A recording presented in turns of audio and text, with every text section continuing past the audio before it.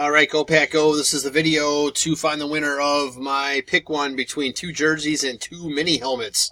So we'll check the time, January 6th at 7:49 p.m.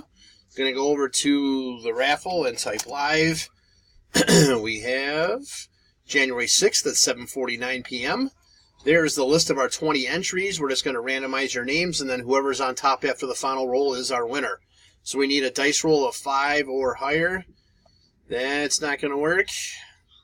All right, 7 times. Here we go. 1, 2, 3, 4, 5, 6. Last and final. Here we go. Good luck. It is Tim. Spot 3 is your winner.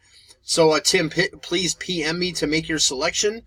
There is our verification code, our timestamp once again, January 6th, 7:49 p.m.